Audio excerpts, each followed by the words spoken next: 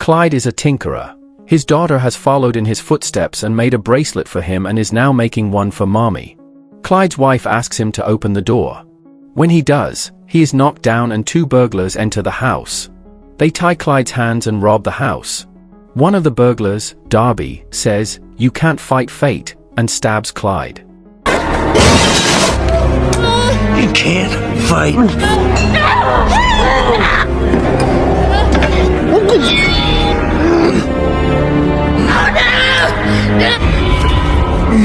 Darby's accomplice, Rupert, tries to get out, but is only told to shut up. Clyde is forced to witness the rape and murder of his wife, and when his young daughter shows up, she is not exempt from this fate either. Career-minded prosecutor Nick talks to his colleague about the Clyde case. The matter got out of hand last night because a judge ruled that DNA from the crime scene was inadmissible. He decided to take a plea deal rather than go to trial with the case. He's not taking any chances, saying, "Some justice is better than no justice at all." Nick meets with Clyde, who hands him notes that he thinks might help with the case. Nick puts the notes aside and says that Darby has agreed to testify against Rupert, who will go to death row with his testimony.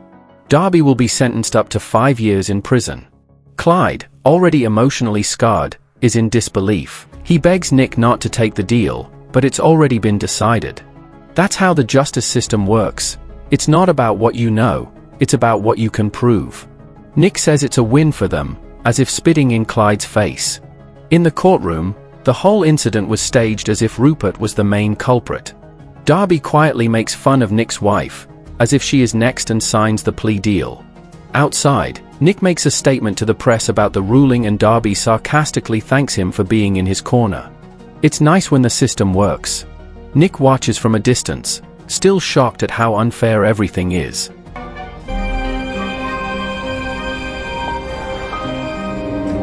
After a hard day at work, Nick comes home to his wife, Kelly, and to calm his nerves, he talks to his daughter in his wife's belly. 10 years later, Nick's daughter has grown up, but he is as busy as ever. Once again he has to skip his daughter's recital at school, and Kelly is unhappy that he is neglecting his daughter's life so much because of his work. Today is the day Rupert is to be executed by lethal injection, and Nick is present with his co-worker Sarah. He witnesses the execution instead of his daughter's recital. Rupert's last words are that he wasn't the one responsible for the death of Clyde's family. That doesn't sit well with Sarah and Nick.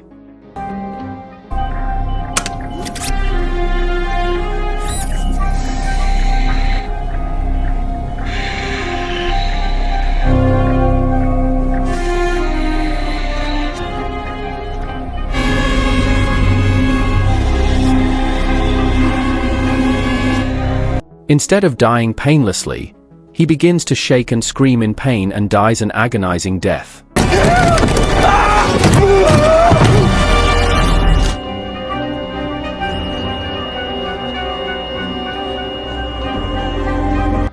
Bravo, what a great show.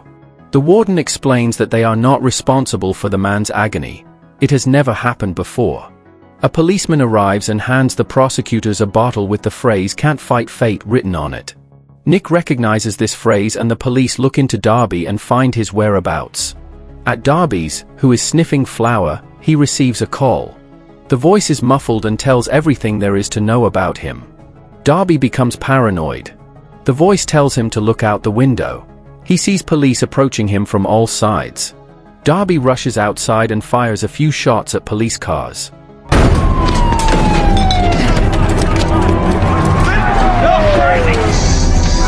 He gets another call from the muffled voice telling him that if he wants to stay out of prison he has to lose the gun and head toward the abandoned factory. Darby does as he is told. Fortunately, on the way there, he finds an officer asleep in his car. He gets in, grabs his gun, and forces him to drive. They stop at a deserted location. Darby drags him out and tells him to get on his knees. But before that, Darby takes a call and learns that his rescuer was none other than Clyde himself. Darby tries to shoot him, but it is a trap gun. Instead he is injected with a paralyzing serum, but he remains conscious. In other words, Darby cannot move, but he feels everything. Clyde then restrains him at his warehouse and tells Darby that he will feel pain that he has never felt before. He has made all the necessary preparations to delay his death for as long as possible. Before he begins the torture, Clyde tells him that he knows what it's like to be helpless, just as he was 10 years ago. You can't fight fate. He starts the recording and begins to dismember Darby.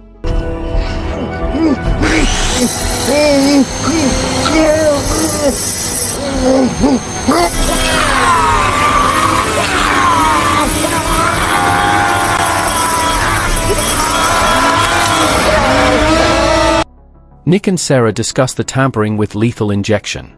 Nick feels that Darby had nothing to do with it because he doesn't have the brains to pull it off. A while later, the police find Darby in 25 pieces. They notify Nick of the gruesome sight. Sarah realizes that the only person who has a motive is Clyde. He has sold all his assets in recent years, buying properties in bizarre places. He also owns the warehouse where Darby was found. The police brigade is on its way to Clyde's house, who is calmly undressing when he hears the sirens. They surround his house and Clyde receives them warmly, but naked. He is arrested and on the way to the car he gives Nick a threatening stare. In Clyde's place they find books on law and a torn-out piece of newspaper on which Nick and Darby shake hands. They have Clyde handcuffed in a jail's interrogation room. Unfortunately, they have no evidence against him and can only hope for a confession. Nick's daughter receives a recording of what is supposed to be her recital and begs her mom to watch it, but she turns her down, saying they will watch it with her father. Nick's daughter quietly puts in the DVD. It is not her recital, but Clyde cutting up Darby. Nick confronts Clyde. He turns off the live feed and puts on a little act, as if Clyde has done the right thing. Clyde confesses in a roundabout way that he wanted to kill Darby and Rupert and has been going over and over in his head on how to kill them.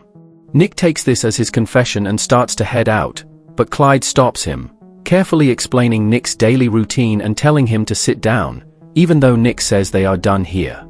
Clyde says that anything he told him is inadmissible because he never directly said he killed anyone and knows they have no proof. Even though Darby was found dead in Clyde's warehouse, Clyde owns numerous properties across the country and can say it was a setup.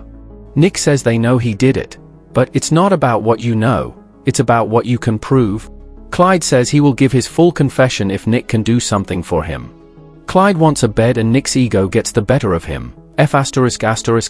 No. Nick's supervisor, Jonas, scolds him for not taking the deal. A confession for a mattress when there is no evidence is pretty good. Nick firmly believes that Clyde is playing with them. Jonas once again advises him to make the deal. Clyde gets the mattress he wanted. Someone already is eyeing it out at prison. The warden expresses his dissatisfaction with Clyde. In the courtroom, Nick pleads to deny Clyde bail. In his defense, he claims to be a law-abiding citizen and Nick does not have a shred of evidence to keep him detained without bail. The judge is inclined to agree with Clyde. Nick says that Clyde agreed to give his full confession, but he did not. At that moment, Clyde starts to applaud, saying that she would just let a murderer go after giving her some sweet lines. Is this true? Later, in the interrogation room, Clyde describes the tape he sent him as good triumphs over evil, and as promised, he admits that it was him on the tape. He goes on to say that he has one more confession to make, but he needs something in return. Nick is tired of hearing his BS. Clyde mentions that he wants a 20-ounce steak, medium rare, and an iPod in prison for lunch. Before Nick leaves, Clyde offers him the life of Bill Reynolds as his confession. Bill was Darby's lawyer. Nick returns and Sarah says that Bill has been missing for 3 days. Clyde speaks into the camera, addressing Nick, and saying that if he wants Bill alive, he must meet his demands tomorrow at exactly 1 p.m. The next day they get the steak delivered to prison, but 5 minutes before 1 p.m. the warden decides to double-check the prosecutors. When they arrive at Clyde's with the meal, they are 8 minutes late. He still keeps his cool and tells them the whereabouts of Bill. He also tells them that the 1 p.m. appointment was not for him.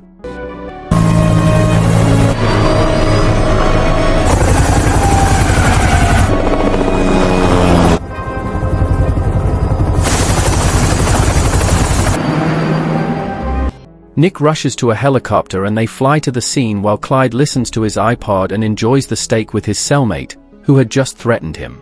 They quickly become good friends.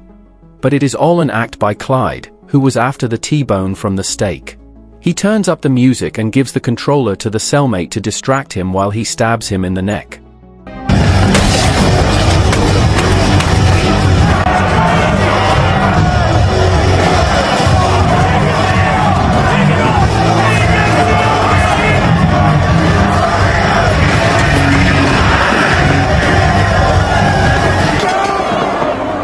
The guards come to Clyde's cell and the warden is furious.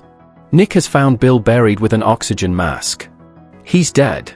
It took them 15 minutes to get there from the prison. So if Clyde had gotten his lunch in time, Bill would still be alive. Nick receives a message from Sarah telling him that Clyde murdered his cellmate and the warden is moving him to solitary. Nick visits Clyde in his solitary confinement, asking what is the point of killing all these people. Clyde wants to hold all people accountable for their actions.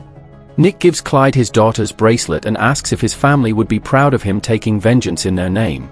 But his wife and daughter can't feel anything, they are dead. Nick and Jonas meet a government official who has more information about Clyde. He says that Clyde is a born tactician who kills people without being in the same room with them. If Clyde is in prison, that means he wanted to be there. The cellmate he killed was not random. This is a pawn that was removed from the board and he suggests they look for the next piece. The official tells Nick that the only way to stop Clyde is to go into his cell and put a bullet in his head, because otherwise he cannot stop him, since he's targeting everyone who was involved in his family's case. As he leaves he says, "If Clyde wants you dead, you're dead." With this information, Nick and Jonas come to the judge and asks to violate Clyde's civil rights and restrict visitation to ensure everyone's safety. She agrees and signs a document. Her cell phone rings and when she answers it, it blows up. They are shocked. Hello?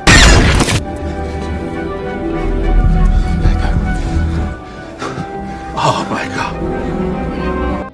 Nick visits Clyde in an interrogation room at the prison. He asks him about his accomplice and what the point of this revenge is. Clyde gets angry because Nick still does not understand what it is all about. If he wanted revenge, he would have slaughtered his family in the last 10 years. Clyde gives Nick one last chance. Release him by 6 a.m. or everyone will die. Clyde is escorted to a maximum solitary by a number of guards. Nick and Sarah meet at a prison where they go through documents to find any clues on who is helping Clyde from the outside, but without luck. Sarah starts to doubt if their decision to take the deal with Derby at the time was right.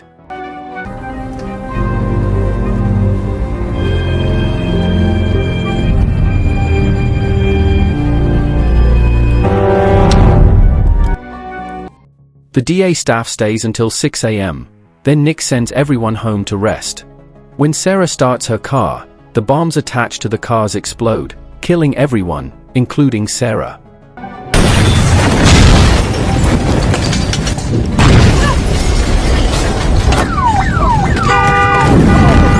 Sarah!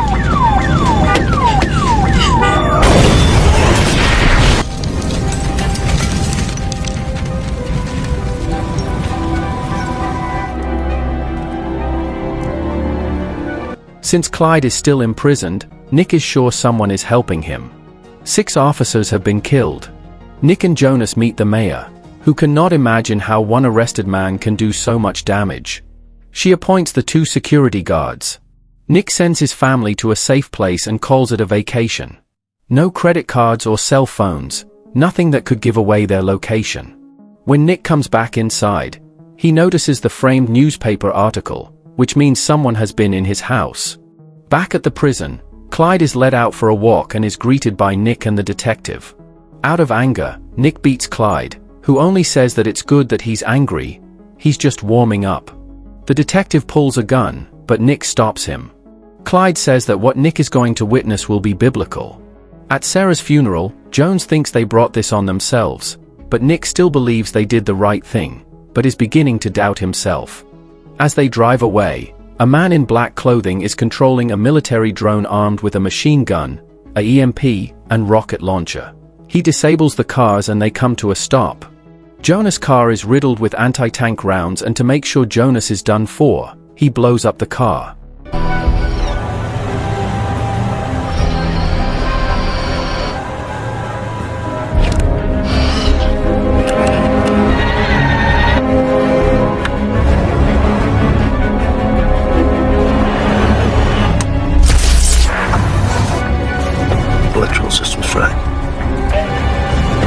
That nigga, tell him to get Jonas away from me.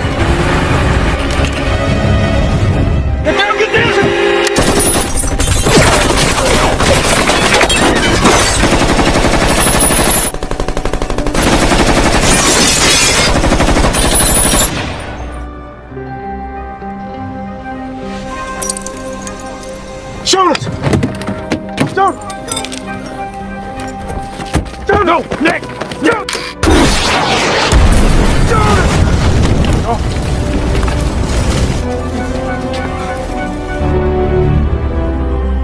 The mayor cannot believe Nick let this go on for so long. She wants to fire him, but to reduce media pressure on her, she appoints him as the new district attorney. The mayor of Philadelphia has issued an emergency order to lock down the entire city.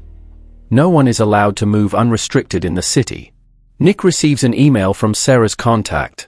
It's about real estate that Clyde bought. He finds all the properties sold in Philadelphia in the last 10 years and compares the amounts. Nick finds out that Clyde owns a small garage, not far from the prison. He and the detective meet to check out the garage. They find a hole in the floor. It is a tunnel that Clyde dug that goes directly under the prison. Clyde made an entrance into every single cell. That's why he killed his cellmate. That was his plan all along. The detective checks Clyde's cell, but he's not there. The detective and Nick find that Clyde has cameras everywhere, even in Nick's house, and a quote from Von Clausewitz about the center of gravity, in this case, City Hall. Clyde plants napalm bomb to kill Mayor, who will soon hold a security meeting. Nick and the detective arrive soon after. As a precaution, they must proceed quietly so as not to alert Clyde that they are on to him. They notice Clyde's cart on the 5th floor, just below the conference room. They find a suitcase, which they suspect is the bomb. The bomb squad man opens the suitcase and says the bomb is activated by cell phone and could go off at any moment. Some agents assigned to monitor Clyde's warehouse notice him pull up and notify Nick. Clyde goes to his equipment in the tunnel and watches as the meeting begins. He grabs his cell phone and climbs to his cell. In his cell, Clyde is startled by Nick. He has a gun and asks Clyde to do the right thing, giving him a way out. Clyde asks if he is here to make one last deal. Nick says he's finally learned what Clyde has been trying to tell him all along. I do not make deals with murderers. Nick tells him not to do it, that it's a decision he'll have to live with for the rest of his life. Clyde says he's sorry and calls the number. Nick leaves and says that by the rest of his life he meant about 25 seconds as the detective locks his tunnel door. Nick has placed the suitcase with the bomb under Clyde's bed. He looks at his daughter's bracelet one last time before his cell bursts into flames and blows up. If you enjoyed this video, don't be shy, hit the like button, and if you disliked it, hit the dislike button twice just to be sure. You should watch the full movie. Thank you very much for watching.